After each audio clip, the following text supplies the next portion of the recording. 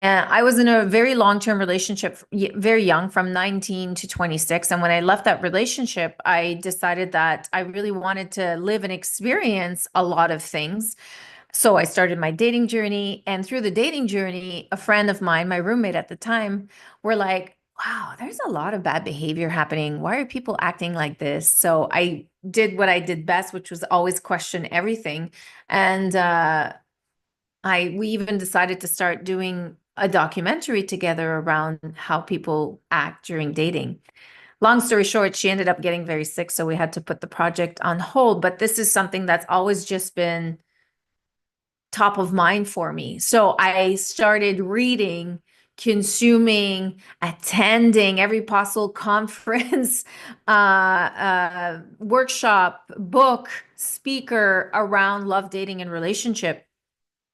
And through those years, even though I continuously consumed and learned so much, I just couldn't seem to attract emotional available men. So my journey to finding love myself lasted almost 18 years.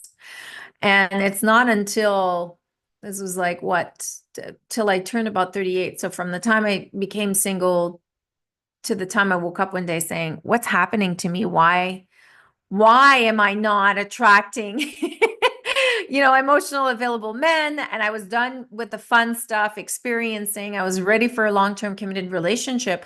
I realized that a lot of the stuff that I had learned, I was learning, I wasn't applying it. And what I've come to realize as I started teaching this, and I'll finish my why I decided to do this, is that especially today, we consume so much information because it's so accessible, but it's really overwhelming. And sometimes we just continuously continue to learn and consume new things instead of applying and having someone that can kind of hold us accountable for it. So it's only when I finally had that conversation with myself and decided to apply things that I saw the difference in how things were changing for myself. And I finally ended up meeting my fiance today. I met him when I was 44 years old. So I did meet and attract an emotional available partner very much later in life, but it's because I really transformed and integrated the work that I had learned. And when I met him, I remember saying to myself, I was like, oh my God, it's one thing attracting the right person, but it's a whole other thing being in a relationship. And we've never been taught the skills on what it takes to succeed in a long-term committed relationship. So you could actually be with the right person at any given time, but it doesn't mean that you'll succeed in your relationship. And that's when, for me, my aha moment kind of like went, I had, through my journey of continuously being an advocate of like always learning, taken my coaching certification 10 years. Actually, the year I moved to Toronto, this is where I decided to take it. And I learned a lot more in depth about why I was doing what I was doing, and that I was the common denominator in my own story, because we're often looking on the outside, but not necessarily looking on the outside and understanding the root of why things are happening to us. So when I understood those things, I was like, okay, this is great for me, but I don't think I'm ready to necessarily teach this to other people yet. I need to work on my life a little bit more, because I truly believe as a coach, it's really important to embody and practice what you teach. And everything I teach is from my own personal experience. I don't pretend to teach stuff that I've never experienced myself. And I think that's really important, especially when you're a relationship coach, to just speak from personal experience.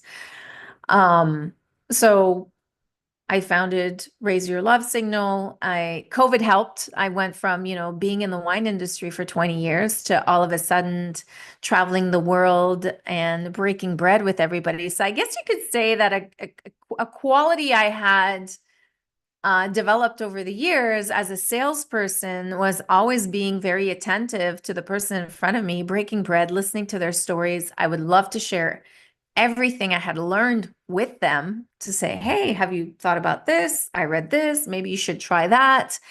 And people would get back to me and say, oh my God, this is so good. I didn't think about this. So I was naturally coaching without even realizing I was doing it.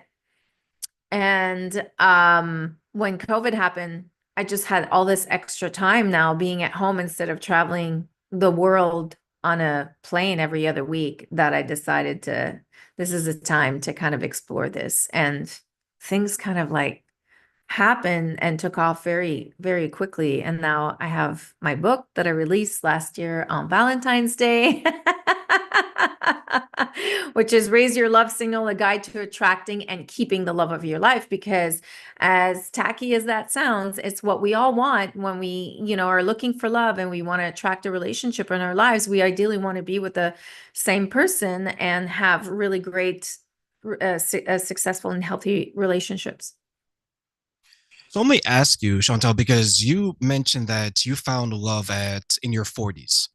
And Mhm. I work with women who are pretty much in their 40s to about 60 years old, right? They've been either physically abused, emotionally abused, mentally abused, financially abused as well, which doesn't get talked a lot about. They call it, or a lot of people call it, later love. Did you Mhm. think that you would have found love later on in your life when you're approaching the age of 40? And if so, why? I never gave up hope that I would find someone for me. I was just, I guess it was the hopeless romantic in me. And I was so in love with the idea of being in love. And through my own personal journey, I lost my father when I was extremely young. So my first role model as a male figure, it's one of the reasons why I realized that I was sabotaging my own my own love life is that subconsciously men represented that they abandon you. So I was subconsciously choosing situations that I would always stay in control or know they would end.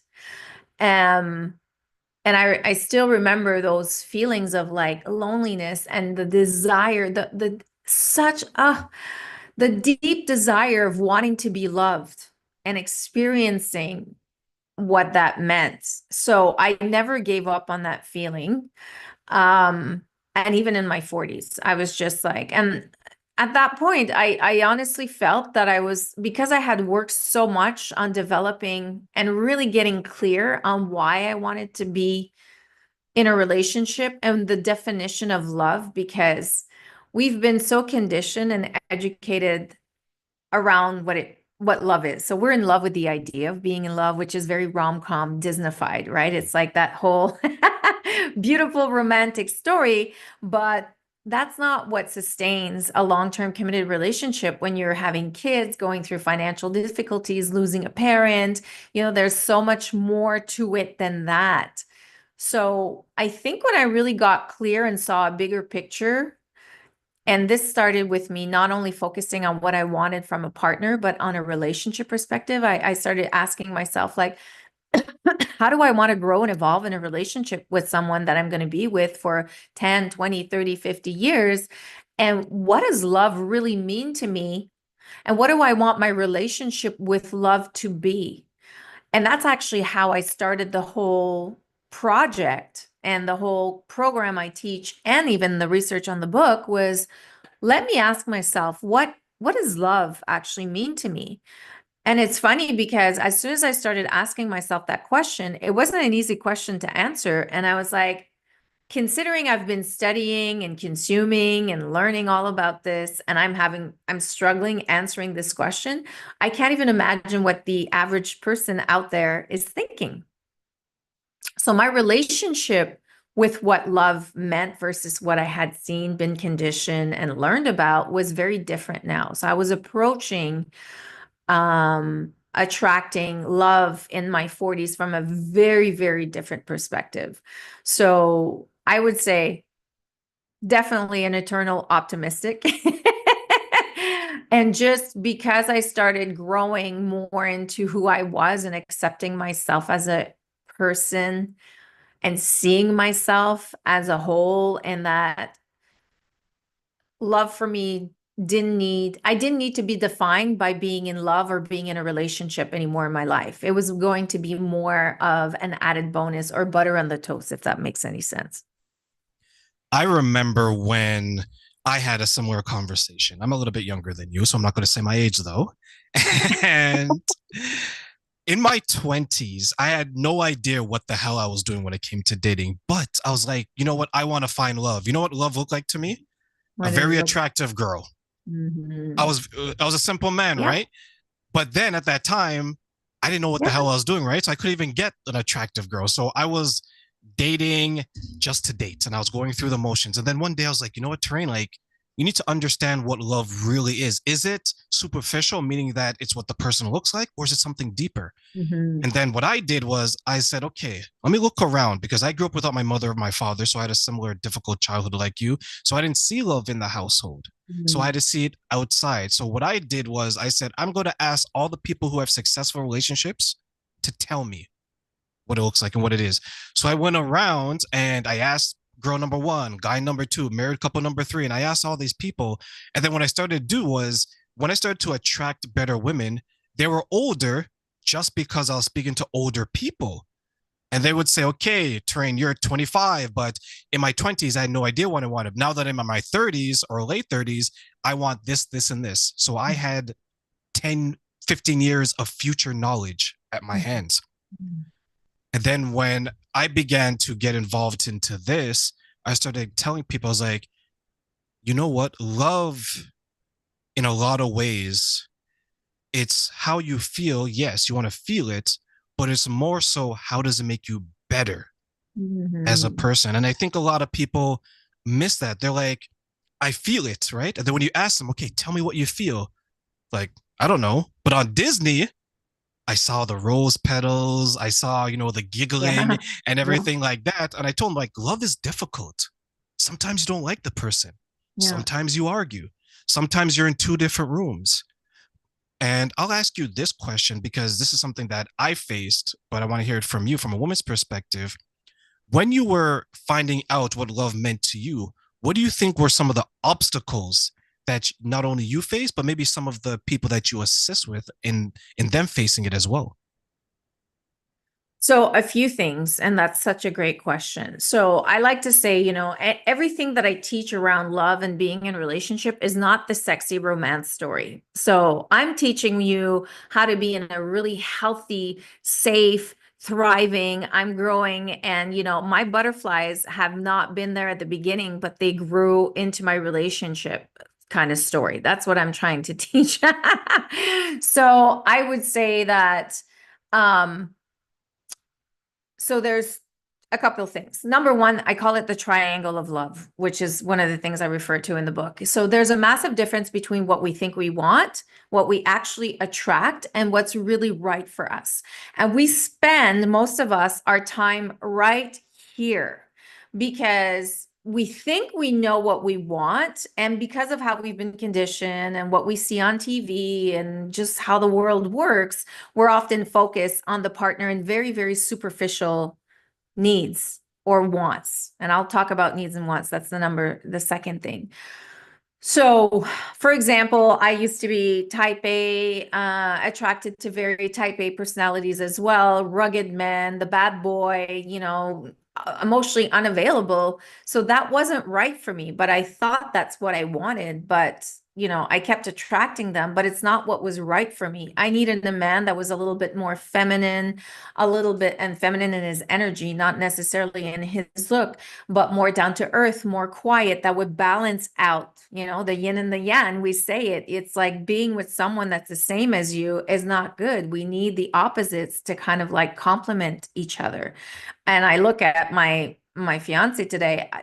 I never would have given the time of day with, all my old stories and how I used to go about dating and thinking about love.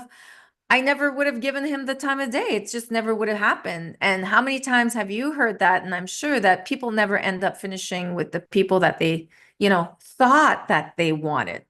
And we see this in matchmaking and data of like arranged marriages. It's one of the reasons why arranged marriages work so well. It's because guess who's setting you up? And I was really surprised to read this when I read it, and it opened my eyes to a whole other level. It's because it's people that know you so well. They know you, they're friends, they're family, so they're thinking about the long term, the value system, system, what really matters to you, how you are as an attitude, what's going to take to compliment you. Where most people that are out there, even like when you're working with matchmakers, they don't have a lot of self-awareness. They don't take the time to ask those simple questions that we've already been through about, like, what is my relationship with love? What do I want my relationship with love to be? What really matters? How do I want to grow and evolve in a relationship? Not just have a guy that's 6'2", a woman that cooks and that she can dance and that she's sexy and that, she's like a good sense of humor and he's well-traveled and he makes money. Well, welcome to the list of everybody in this world. So you need to take it down a notch further. And that's the second thing that I see when I take people from here, the triangle of love, and I say, so do you know what you want from, what you're looking for? And they always say, yes, I do. And I say, okay, describe it to me. So this is the typical definition that comes out that I just described. And then I'm like, well, how do you want to grow and evolve in your relationship? And what are your deal breakers? So I talk about this in the book as well, where I refer to understanding the difference between wants and needs. Wants are typically very superficial. I need him. I want him to be 6'2", which, by the way, if you're looking for a tall man, you just reduced your pool of who's out there for you to like 6%. Cook, clean, whatever, I want, which is very self-absorbed, where needs are literally like deal breakers. They're like water, air, breath. You can't live without. So one of the exercises that I do with clients, I'm like, I want you to start writing a list of what are the difference between your wants and needs from a partner, from a relationship perspective. And they can actually be in the same columns, no problem. But what we're trying to get to the bottom of is remember what really matters. And when I say what really matters is I keep going back to, how do you want to grow and evolve in a long-term committed relationship? Not in the fireworks and the honeymoon phase that are going to happen in the first 3 to 6 months, because that doesn't last. It's like official data. It's like it doesn't last more than a year. So that's when it gets really interesting, because people are really conflicted and confronted. They're like, I've never taken the time to think about this. How do you want to have the same value system if you raise children together? What are your religious beliefs? Are they important enough if you do have a difference that you can actually complement each other? Or do you want to just be one-way street? If you guys have financial issues, how do you want somebody to be financially savvy? What's their communication style? I take it really, really more into depth. And I would say that what I'm really trying to get people to get at a point when they're dating, they're not out there to actually look for the outcome, which is one of the things that we do when we go out and date. It's like, is he the one? Is he the one? Could he, is that my person? Versus going out, having fun, making sure you filtered before you actually go out with someone, but we'll talk about that a bit later. But it's like to get to know what you actually really want or what really matters. And you get to observe yourself and you get to observe that person, how they show up, how they act, and realize, I thought this was important, but at the end of the day, it really isn't. And I'll give you an example. One of my deal breakers, believe it or not, on my list was someone that knew how to dance. Like, that was, for me, I can't be with a guy that doesn't know how to dance. Like, no way. I'm like a dancer. I like had this like fantasy that we'd be like ballroom dancing, salsa dancing. And lo and behold, I meet my man, and one of the first questions I asked him was like, "Do you dance?" And he's like, "Not really." He goes, "I'm kind of, known for having 2 left feet." And I'm just like, do you have rhythm at least? Like, he's like, what do you mean? I said, well, can you like roll a shoulder or something? See if you can like wave your, and he's like, no, no, not my thing. And I'm completely despaired in my head. Like, I remember I was just like, but I was also at a point in my life where I had decided to do my dating journey very, very differently. So I continued to get to know him. And as I continued to get to know him, other of my deal breakers on my list that really mattered to me showed up, including great communication skills, emotionally intelligent, so emotionally intelligent and self-aware, very confident, not jealous. I used to travel the world globally, so I couldn't be with someone that was always breathing down my neck and not feel confident enough. I was in a dominated men's industry, so I was always with men whining and dining. And at one point, I we were at an event together, I remember, and we're dancing, and I said, I'm dancing. And I said, you know what? You need to give me one dance. And he's like, let me grab one, two, three shots of tequila. I'm giving you one dance, right? And then I realized at that moment that was it really a deal breaker? Because that's not what's going to make or break my relationship in the long term. It's how he supports and honors and respects me in my desire to dance. So, meaning he took those three shots of tequila. And today, until this day, it's like if you want to go dancing with your girlfriends, I'll drive you, I'll bring you, or, or while at a wedding, he'll make the effort and give me the one dance. So I think that people really have to remember what really matters. And it's a very different and not very romantic discussion, but it makes the world of a difference on how you can build for the future together. That reminds me, when you mentioned the wants and the needs, that reminds me of a former friend, and I can share this story because she hates me now. So she had this thing where she wanted the guys to be 6 feet, like you mentioned, right? But she's like, I want them to have big hands. I was like, what is this obsession with big hands, right? So she's like, 6 foot tall, big hands. And then I was like, okay, so if you find a guy that's 6 feet tall, big hands, but he's homeless, would you date him? And you can see the wheels in her head turning. She was resisting to say no. She just couldn't say no. And she was like, I was like, the answer is no. You can call a friend. You can get a lifeline. The answer is no. But then you raised something that was really good is that you started off with something that was a deal breaker. Then you said, you know what, this person has these other qualities which are really good. Do you then think that we can evolve what we look for in a relationship or in a partner going forward as we get older, maybe know a little bit more? Definitely. I think, the beauty of aging and learning from our mistakes. And that's why I always say dating is a really important part of the journey because you get to observe yourself and make sure you don't repeat the same mistakes you did in the past. Because as human beings, we love to repeat the same friggin' mistakes. We just hate change. Like it's like our behaviors or patterns, especially if we've never worked on our self-awareness and we don't know why we're doing what we're doing, we keep repeating the same shit over and over and over again. So that's why I say one of the main keys for you to succeed in relationship is to develop your self-awareness. Why do I want what I want? Why do I need what I need? Why do I get triggered when someone says this? Or why do I get reactive? Why was I attracting unemotionally available men? I didn't realize what my issue was until I was 38 years old.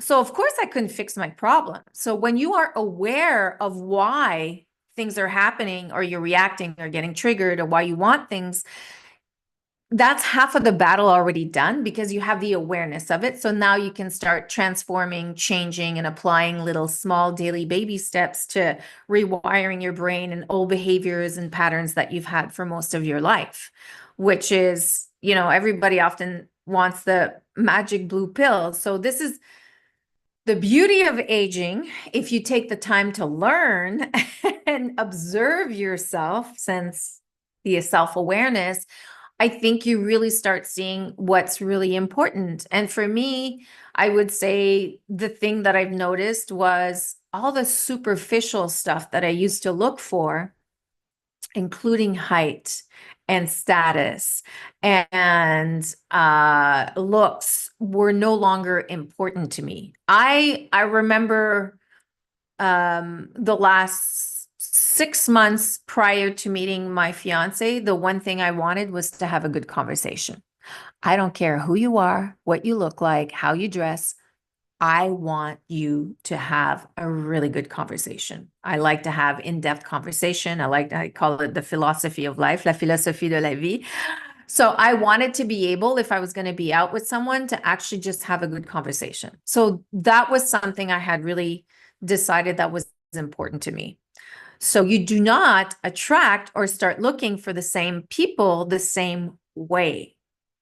And I even remember my one of my healers that I've worked with, because I work with numerous witches and healers and all you can think of.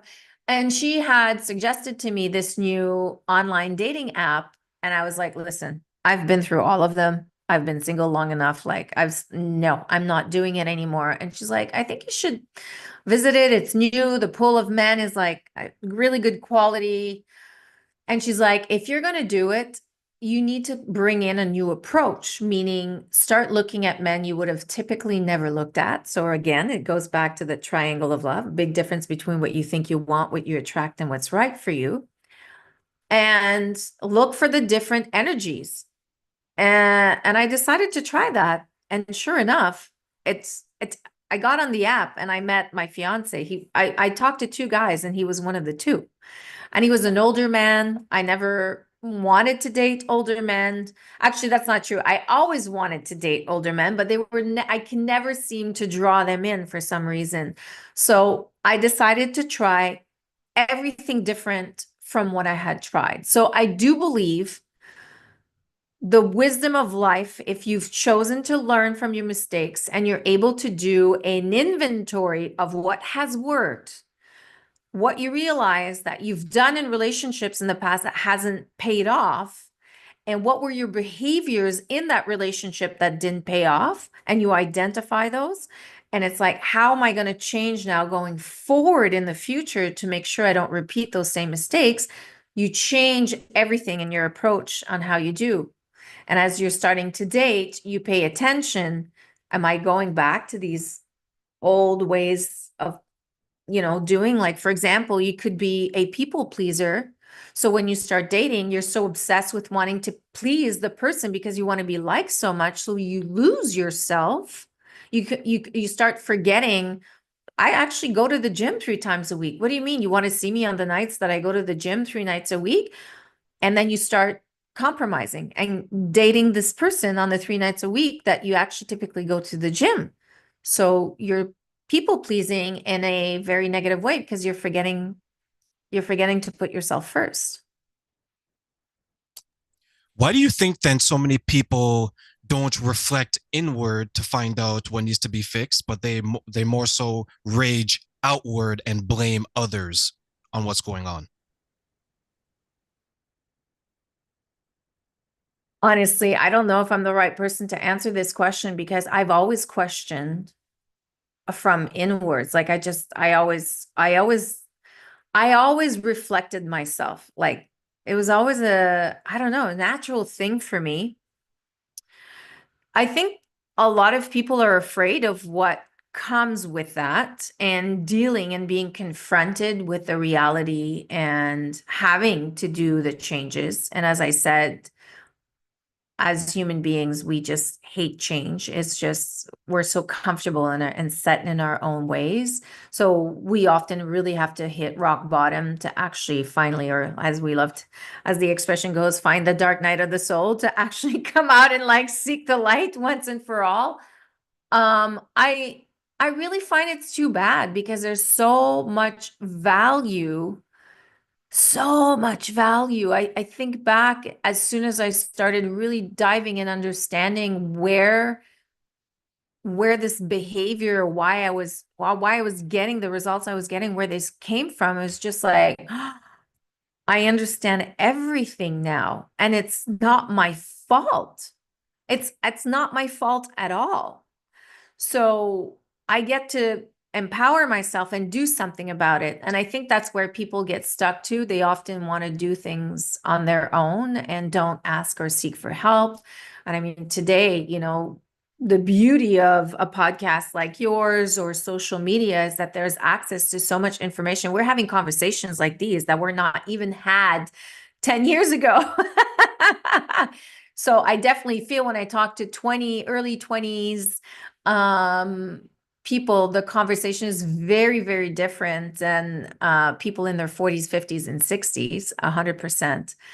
But yeah, I really I really don't know why people don't want to dive and dig a little bit more. I'm the same way. Like I shared, I was reflective in what I needed to do. And if I look at my state of mind then versus the state of mind of, let's say, people who are resistant to that, who say that, you know what, the Chantels out there, they have to change to fit me instead of me self-reflecting, saying that, okay, what is it that I'm doing to attract the wrong person? I find a lot of times anecdotal is that they know the problem is them, but instead of confronting it, they will ignore it. They put it in a closet, close the door. I'm not going back there. It's like that dirty, smelly shirt, right?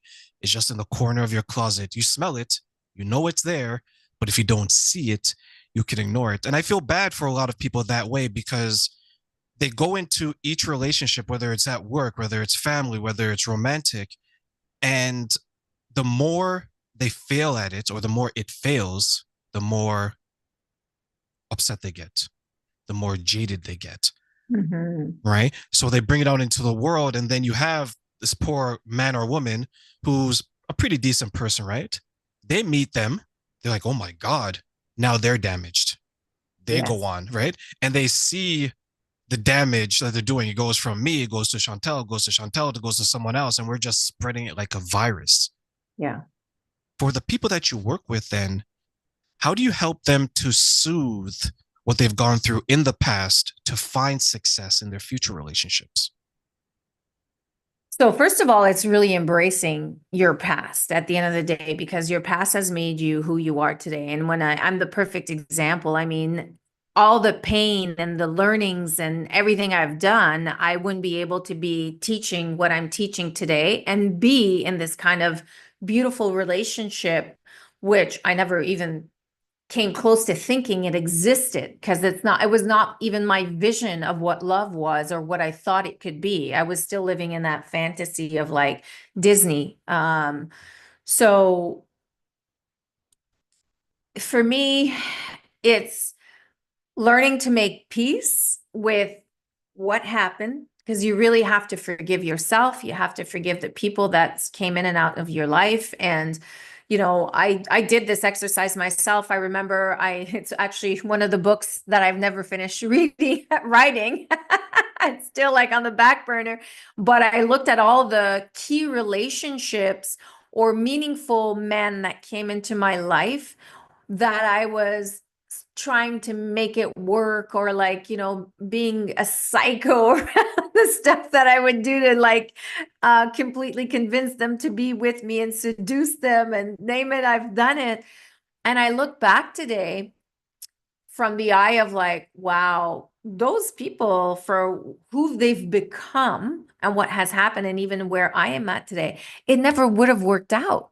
Like I was really trying to convince myself in those days. And then I look at the lesson that I taught or I learned from them and how I grew from it.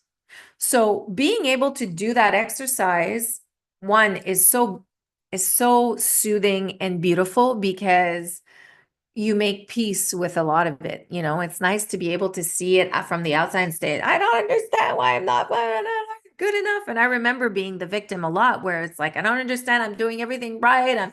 Everybody's telling me I'm beautiful, I'm intelligent, I'm successful, I got a great personality. And, it's like, what the hell? Like, so that's when you have to be able to question yourself. And for me personally, when you get to that point when you're able to do that, this pays off in every area of your life, not just in romantic relationships. It's just you're able to observe yourself from being in an argument with someone or when you get triggered in a situation, instead of attacking and blaming others, I'm always saying, what can I learn from this? How can I grow from it? And did I screw up? Like I'm always thinking about how can I grow and evolve, basically. Always. I'm always questioning, questioning, questioning, questioning, questioning, questioning. And that's because I just want to become better, better, better, better, better as a human being and just be more compassionate, more empathetic, more loving and accepting and respecting because it's what I've seen in my current relationship that I've experienced that has opened my heart to a whole other dimension. When you feel safe, accepted, respected, supported, wow, it's like it's I it just takes things to a whole other level, and it's made me show up in other relationships, including with my own mother, with friends, on a whole other dimension of quality. Um, so I kind of went on a tangent and lost your actual question. I apologize. No, you answered it. You answered it and then some. Trust me, you definitely did. Because then it leads me to like once you get that type of relationship, and this is something that I saw that you talked about when it comes to the maintenance of a relationship, like the three things that you can do with the bonus four, as you put it, right? So, what are three things and the fourth that we can do to maintain a relationship when we get one, just like how you described? Well, first of all, so I'm not sure I'm going to answer what you saw in that video. So, because my work is always evolving, and I'm always learning every single day. And what I said 6 months ago might be something completely different today because of a situation or a conversation that I've had. But I've already talked about self-awareness and the importance of it, right? It's like the more you know who you are, the better you will be able to communicate, honor yourself, respect yourself. You'll become a much better dater because I know why I want and need why I need it. And I'm not afraid to actually vocalize it. I won't be intimidated by communicating my boundary because I'm afraid of not being liked or what are they going to think? Or if you're a people pleaser, right? You're just like, I can't feel guilty or shame around it. You completely like, no, no, I'm very clear. I'm very, very clear why I need what I need and why I want what I want. Part number two is self-love, which is when you love yourself, you do not compromise anything that really matters to you. So, for example, if you start dating and someone is not consistent in their communication style, or they like show up like, oh, I sent a message here 1 week and then they disappear for two and one, well, and you decided that you're looking for something serious and someone's already showing up in a really bad communication style from the beginning, you need to call out that person. Yeah, they might be busy and have a life because they don't know you yet. So I want to be very careful with like having an expectation from a stranger. But there is nothing wrong with calling out someone on their behavior if it's not aligned with what you desire. It's just there's always a way of communicating it. You don't need to be a prick, a bitch, an asshole about it. So you won't settle for breadcrumbs. And when something is not aligned with what you got clear on why you want what you want and need, you'll walk away. You won't feel that I need to stay here. I'm going to change him. I'm going to wipe that stuff under the rug, or you like ignore the red flags that are happening. So self-love, when you love yourself enough, you have enough respect for yourself to voice your voice, listen to your intuition, respect when your needs are not being met, to walk away and not lose yourself. And we talked about this a little bit at the beginning, where sometimes when people are starting to date or in a relationship, they lose who they are to make room for this new person. That's why I call it the slow burn instead of the straw fire. Straw fires don't last. You want the slow burn. Build into it instead of having everything given right away. Why would you reveal all of you right away? You're special. You're unique. You want to reveal little bits of yourself at a time to build on it. And that's what we did, my partner and I, is that he was on the same page as I was. Actually, he was even slower than I was. At one point I was pressing on the gas and he was like, "No, no, no, no, no, no, no."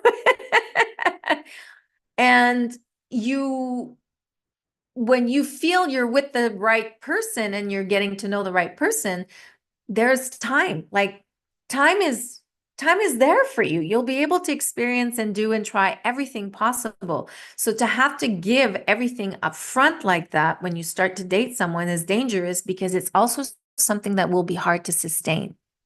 You cannot, if you're messaging 100 times a day, sustain that after a year, every single day in a long-term relationship. So I always say, if you're going to do something, can you sustain this in the long run? Can you sustain this? So self-love, self-awareness, and then I talk about the key foundation or developing the key fundamentals to develop in a relationship. So things like communication, learn to communicate and be upfront from the beginning. If you are already having problems communicating and exchanging in conversation from the beginning, you have to remember, like, how are we going to deal with conflict later on in life? If this person can't have an honest conversation, we can't listen to each other, we dismiss each other's needs, wants, and desires, we're setting ourselves up for failure.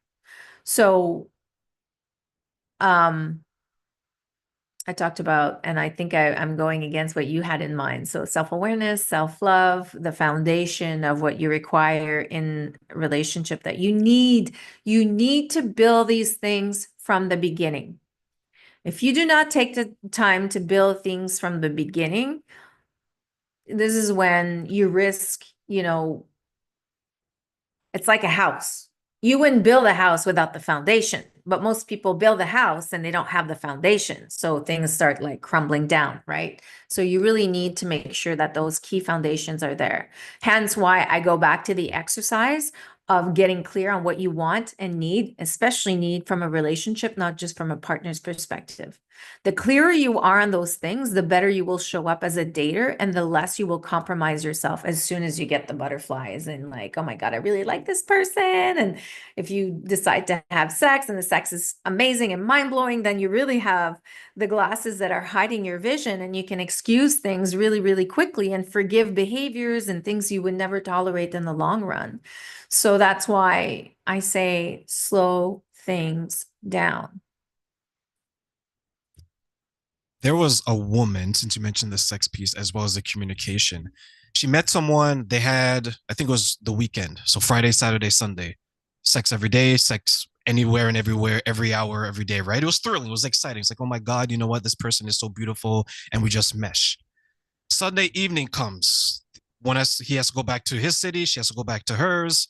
Now that the sex is gone, they're trying to have a conversation and they can't because what they thought was going to bring them together and to your point, right, and was going to sustain it, it doesn't because sex doesn't ever sustain a relationship long term. It's a communication piece. So why do you think then so many people struggle with the communication, especially early on, but at least to maintain it throughout the relationship?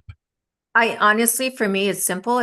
They're not skills that we're taught. Who teaches you how to communicate? You don't learn this stuff in school. You don't even learn this stuff at work. Nobody teaches us. So I was the worst communicator for most of my life. I look at my behaviors and how I acted with men that I was dating. I was horrible. I was a psycho.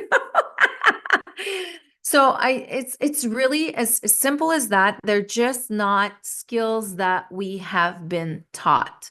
We haven't been taught emotional intelligence. We haven't been taught to develop our self-awareness, and we have not been taught how to communicate, and especially not communicate our needs, wants, and desires. But it's hard to communicate these things if you don't have any self-awareness.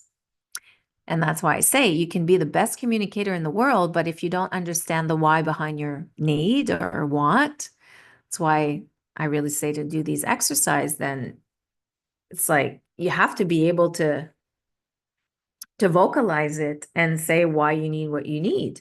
It's really important. Yeah, like if you look at like when children are being raised, right? They're taught how to speak, say your name, say these words, but we have no idea what the meaning of these things are, the emotional impacts. You're right, like we're not taught how to communicate. It's a shame because I'll get the love languages, right? And Mhm. words of affirmation for a lot of people, that's how they want to feel love and that's how they express it. But if they don't know how to communicate, or worse yet, their partner doesn't know to communicate, they may not ever feel the type of love that they always wanted. What are your thoughts?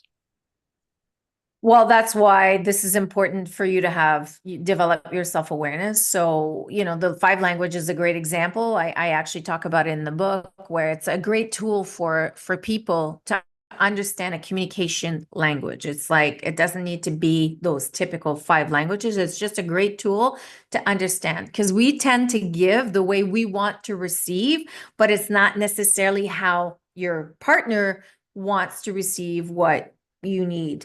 So that's why, again, I go back to self-awareness. Our first example of love are our parents or your main caregivers. So whether they were good, bad, whether they were there or not, your first example of love is your dad and your mom from a male and from a female's perspective.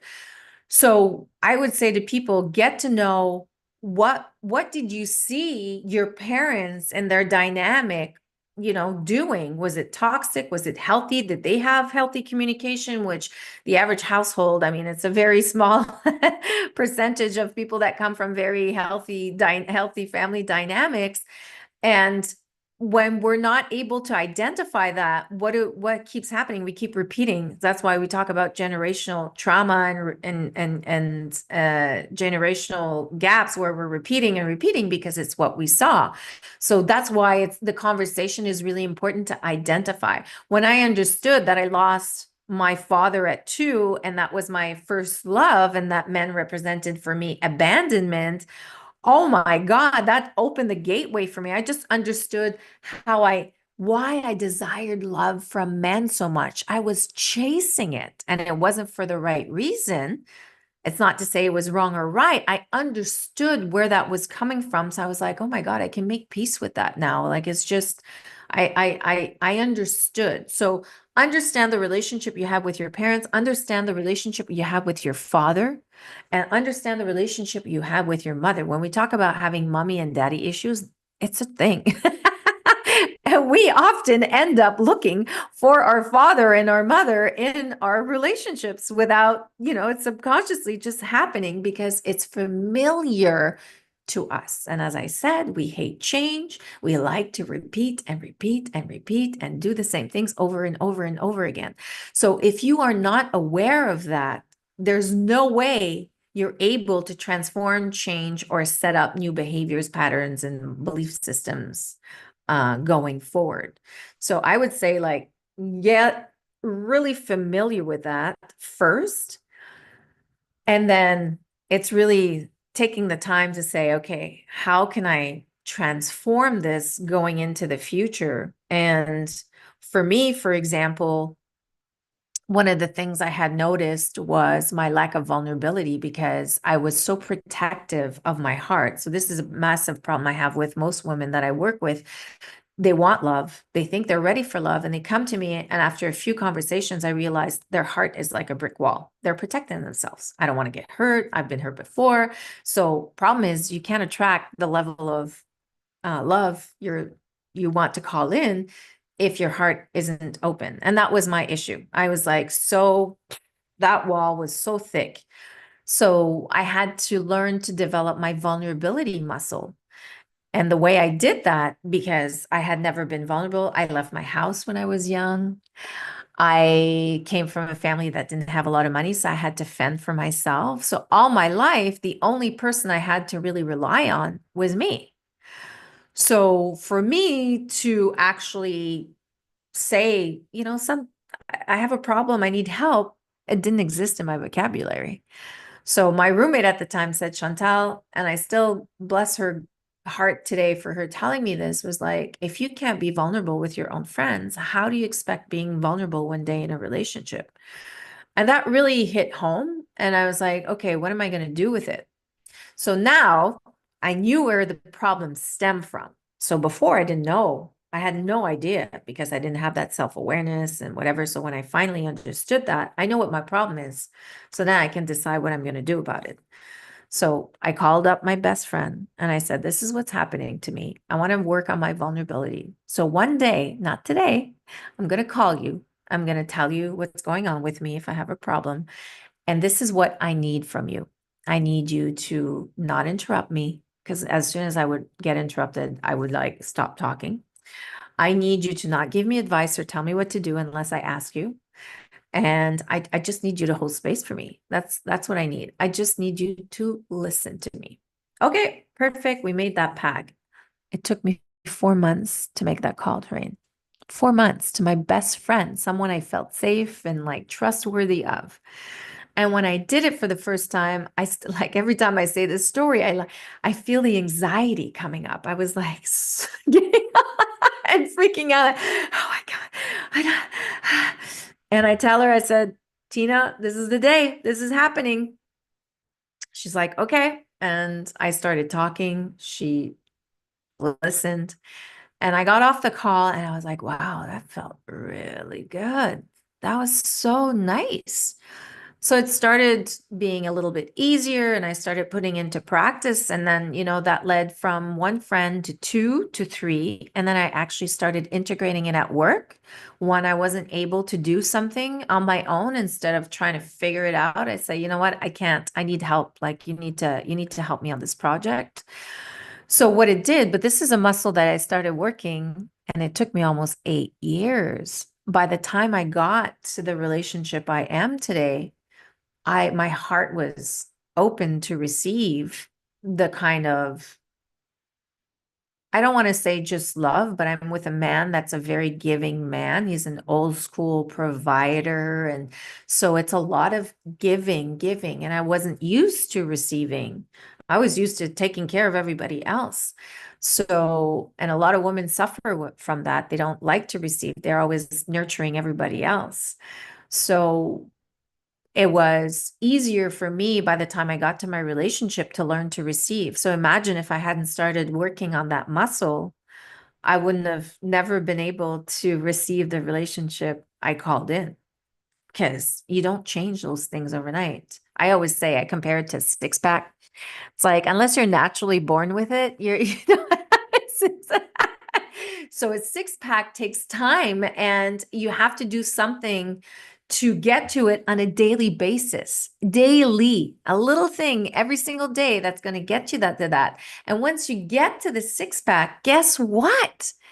You want to sustain it and maintain it. So you still have to keep going.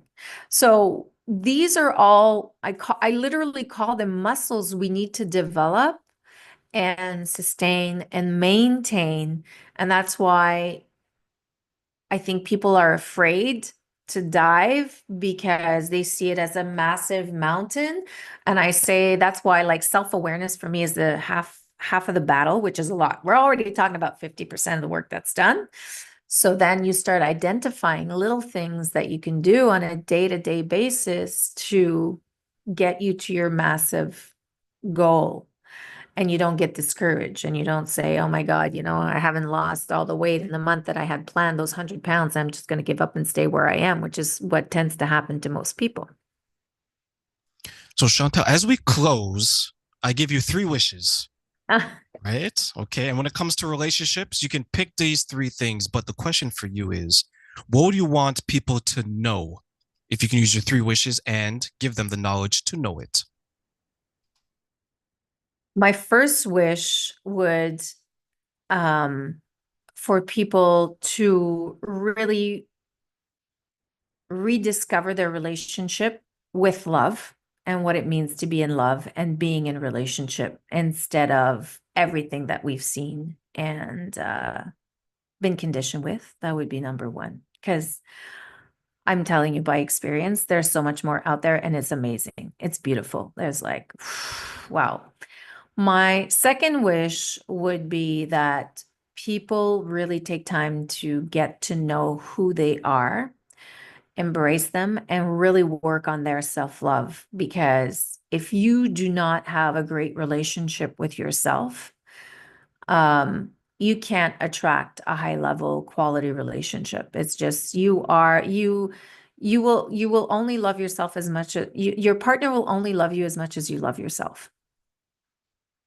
And my third thing would be learn the damn tools before you go into relationship.